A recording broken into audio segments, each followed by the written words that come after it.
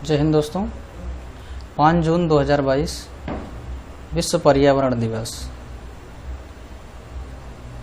आज के दिन पूरे विश्व में पर्यावरण दिवस मनाया जाता है।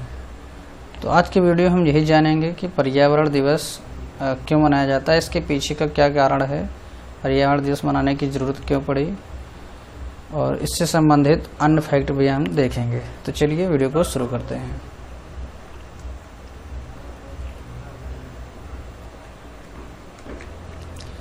सबसे पहले हम बात करेंगे विश्व पर्यावरण दिवस पे।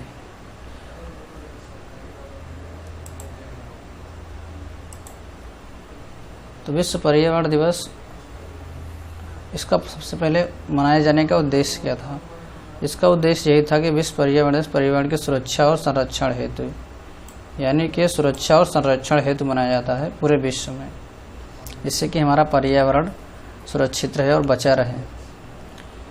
अब बात करते हैं इस अधिनियम की, किस अधिनियम के तहत जो है इसे मनाया जाता है।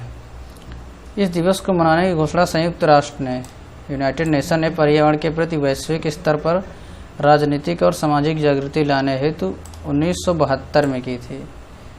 जो अधिनियम है ये 1972 का है। क्वेश्चन में पूछा जाता है कि पर्यावरण दिवस अधिनियम कब का है, तो 1972 का है। उसके बाद अधिनियम तो 72 के, लेकिन इसकी शुरुआत हुई थी 5 जून 1974 से। इस वजह से 5 जून को विश्व पर्यावरण दिवस मनाया जाता है।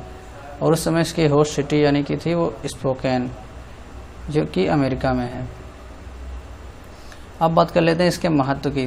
पर्यावरण को सुधारने हेतु यह दिवस महत्वपूर्ण है, जिसमें पूरा विश्व रास्ते में खड़ी चुनौतियाँ, यानी कि हमारे लिए सबसे बड़ी चुनौतियाँ क्या हो गई आजकल, प्रदूषण हो गई है और ये ग्लोबल वार्मिंग, इसे वैश्विक तापन कहते हैं, और वाइल्ड लाइफ क्राइम, जो कि वन्य जीवों के प्रति जो उनके ऊपर अत्याचार हो रहा है, शिकार किए जाते हैं, जीव मार दिए जाते हैं, तो उन सबको जो है संरक्षित करने के लिए ये दिवस मनाया जाता है। इस बार की थीम जो है 2022 की है ओनली वन अर्थ। भी क्वेश्चन आपसे आने वाले समय पूछ सकता है कि विश्व पर्यावरण दिवस की थीम क्या थी, तो इसकी थीम थी ओनली वन अर्थ।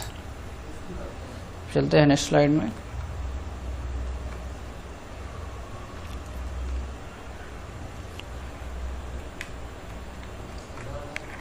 अब हम बात करते हैं पर्यावरण संबंधित विभिन्न अधिनियम और सम्मेलन। तो सबसे पहले शुरू में आया था वन्य जीव संरक्षण अधिनियम, इसे वाइल्ड लाइफ प्रोटेक्शन एक्ट कहते हैं। ये अधिनियम है 1972 का।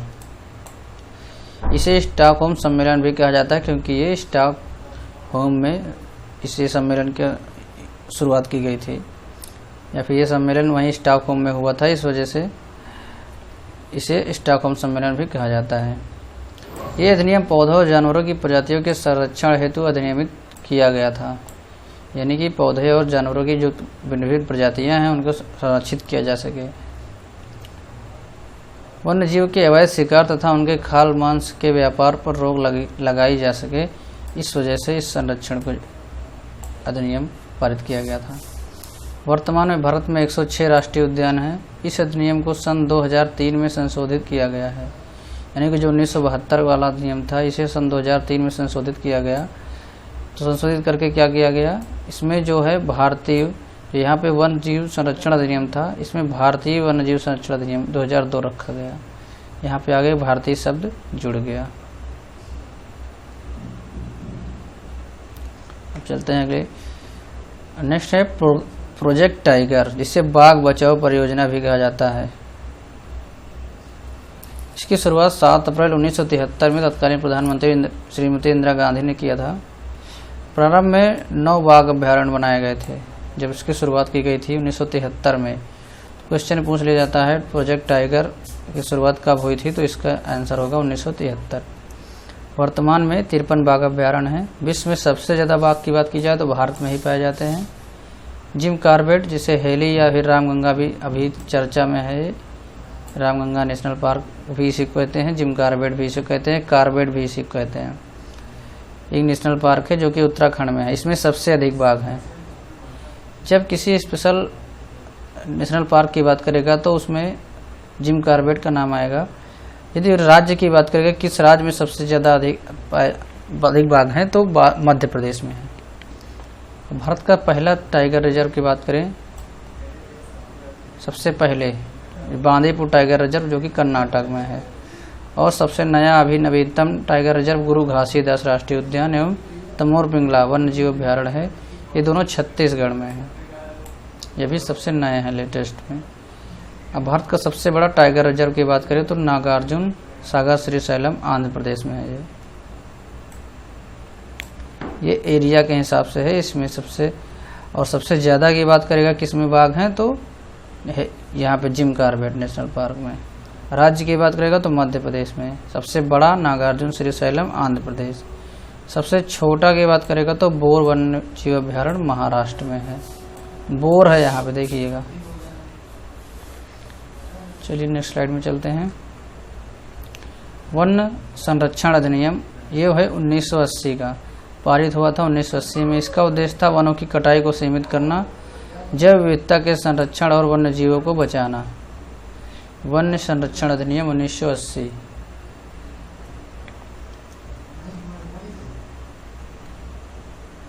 नेक्स्ट पे चलते हैं। नेक्स्ट है पर्यावरण संरक्षण अधिनियम, उसी से मिलता जुलता है। वहाँ पे वन था, यहाँ पे पर्यावरण संरक्षण अधिनियम। ये उसके 6 साल बाद यानी कि 1986 को आया था। तो ये पारित हुआ था 23 मई 1986 को संसद में, लेकिन इसे लागू किया गया था 19 नवंबर 1986 से। इसका उद्देश्य था संयुक्त राष्ट्र द्वारा पर्यावरण संरक्षण की दिशा में किए गए प्रयासों को भारत में कानून बनाकर लागू करना। यहाँ पे विधि या कानून बनाकर लागू करना था इसका उद्देश्य। पर्यावरण संरक्षण अधिनियम 1986 लागू हुआ था 1986 में ही। अगर इसमें ईयर पूछेगा तो सिर्फ 1986 होगा, बाकी डेट जल्दी से नहीं पूछता है। जो पूछता है आंसर वो ईयर के फॉर्म में पूछता है। अब बात करते हैं वियना सम्मेलन। यह ओजोन परत के संरक्षण के लिए एक बहुउद्देशीय पर्यावरण समझौता है। इसकी सहमति बनी हुई थी 1985 में, लेकिन इसे लागू किया गया था 1988 में, जो कि ओजोन परत से संबंधित है। 1988। अब बात करते हैं मॉन्ट्रियल प्रोटोकॉल। ओजोन परत को नष्ट करने वाले पदार्थों जैसे कि क्लोरोफ्लोरोकार्बन, जिसे CFC बोला जाता है, को रोकने के लिए 1987 में एक अंतर्राष्ट्रीय समझौता किया गया था, जिसे मॉन्ट्रियल प्रोटोकॉल कहा जाता है। इस समझौते पर हस्ताक्षर हुए थे 16 सितंबर 1987 को, लेकिन ये लागू हुआ था 1989 को। अब बात करते हैं ओजोन दिवस। इसी डेट की पे जो 16 सितंबर है, इसी डेट पे ओजोन दिवस मनाया जाता है। तो प्रतिवर्ष 16 सितंबर को ओजोन दिवस मनाया जाता है।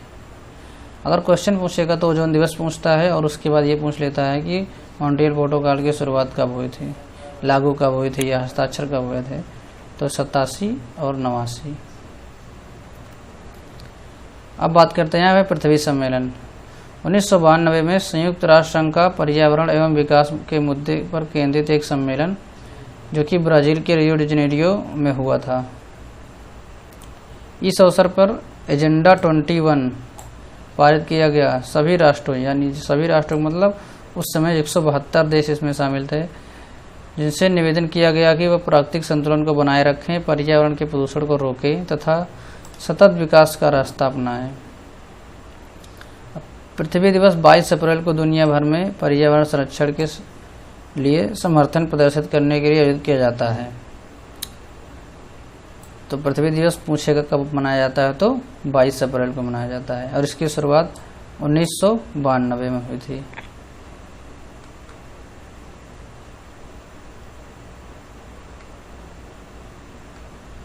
अब बात करते हैं क्योटो प्रोटोकॉल। क्योटो प्रोटोकॉल एक अंतर्राष्ट्रीय संधि है, जिसे ग्लोबल वार्मिंग द्वारा हो रहे जलवायु परिवर्तन को रोकने के लिए बनाया गया है। ग्लोबल वार्मिंग, वैश्विक तापन द्वारा हो रहे जलवायु परिवर्तन को रोकने के लिए बनाया गया है। इसका उद्देश्य यह था कि यह संधि में शामिल देशों को ग्रीन हाउस गैस उत्सर्जन को कम करने के लिए प्रतिबद्ध करती है। ये मानव निर्मित कार्बन डाइऑक्साइड के उत्सर्जन के कारण हो रहे के कारण हो रहा है। क्या हो रहा है? ग्लोबल वार्मिंग जो हो रही है ये कार्बन डाइऑक्साइड के उत्सर्जन के कारण हो रही है। जो हम लोग बाइक चलाते हैं या फिर 4 व्हीलर चलाते हैं उससे जो धुआं निकलता है उनसे जो कार्बन डाइऑक्साइड उत्सर्जन होता है, या फिर चिमनियों के धुआं से, तो उससे जो है ये ग्लोबल वार्मिंग की समस्या उत्पन्न हो रही है। क्योटो प्रोटोकॉल को क्योटो जापान में 11 दिसंबर 1997 को अपनाया गया था और ये लागू हुआ था 16 फरवरी 2005 को। तो जब पूछेगा कि कब इसे अपनाया गया था, ये पारित हुआ था तो 1997 और लागू हुआ था 2005 में।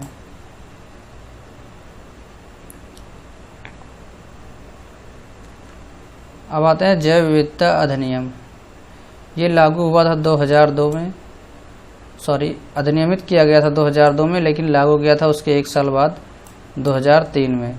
इसका उद्देश्य था जैविक संसाधनों का संरक्षण, जैव विविधता को संरक्षित रखकर वर्तमान और भावी पीढ़ियों के कल्याण के लिए लाभ के वितरण की प्रक्रिया को सुनिश्चित करना। जैव विविधता दिवस 22 मई को मनाया जाता है। इसे देखिए कैसे याद करेंगे। अधिनियम के 2 को इस 2 को ले लेंगे तो ये 22 हो जाएगा, जोड़ देंगे यहाँ पे 2 हो जाएगा, और लागू वाले के 2 और 3 को जोड़ देंगे तो यहाँ पे मई आ जाएगा, 5 हो जाएगा। तो 22 मई को मनाया जाता है। आप यहाँ पे ध्यान दे रहे होंगे कि 22 अप्रैल को पृथ्वी दिवस, 22 मई को जैव विविधता दिवस, अभी आएगा 22 मार्च को जल दिवस मनाया जाता है। अब बात करते हैं कोप यानी कॉन्फ्रेंस ऑफ द पार्टीज। ये एक UNFCCC के अंतर्गत आता है। यह एक संस्था है, United nation framework convention on climate change, इसका फुल फॉर्म है, जो कि ये पार्टी जो है ऑर्गेनाइज करती है। इसका गठन 1994 में हुआ था। इसका उद्देश्य क्या है? वायुमंडल में ग्रीन हाउस सांद्रता को स्थिर करने की दिशा में काम करने के लिए की गई थी। जो ग्रीन हाउस सांद्रता है, ग्रीन हाउस डेंसिटी को स्थिर करने की दिशा में काम करने के लिए की गई थी कि इससे ज़्यादा बढ़े ना। इसकी पहली बैठक हुई थी बर्लिन में 1995 में। गठन तो 94 में हुआ था, लेकिन इसकी बैठक 1995 में हुई थी। और उसके बाद 2015 में इसकी 21वीं बैठक हुई थी पेरिस में, और 26वीं बैठक अभी 2021 में हुई है पिछले ईयर, और यह ग्लासगो में हुई थी। इसका उद्देश्य था 0 कार्बन एमिशन। अभी 2022 में इसकी 27वीं बैठक होनी है, जो कि इजिप्ट मिस्र में होगी, और 2023 में COP 28 होगा अबू धाबी संयुक्त अरब अमीरात में। तो ये तो हो गया COP से। अगर इसको आपको याद करना है तो इस तरह याद कर सकते हैं। गाय समझते हैं, उसी को हम लोग गांव में गैया बोलते हैं।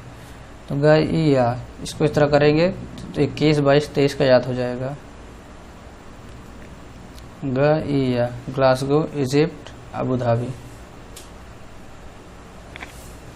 अब कुछ अन्य महत्वपूर्ण इसके तथ्य जो है, जो क्वेश्चन एग्जाम में पूछे जाते हैं, जैसे कि पूछ लिया जाता है कि इकोसिस्टम के जनक कौन है। इकोसिस्टम, जब इकोसिस्टम पूछेगा तो इसके हैं एजी टॉन्सले, और इकोलॉजी अगर पूछेगा तो इसके हैं अर्नेस्ट हैकल। देखिए कंफ्यूज मत होइएगा, ई से इकोलॉजी और ई से अर्नेस्ट हैकल। लेकिन यहाँ पे आपको ध्यान देना है, इसमें टेम लगा है, यहाँ पे टी है तो यहाँ पे भी टी है, तो आपको इससे आंसर इसको जोड़ लेना है, क्योंकि दोनों देखने में लगभग सेम है। ये पारिस्थितिकी तंत्र है और ये पारिस्थितिकी है।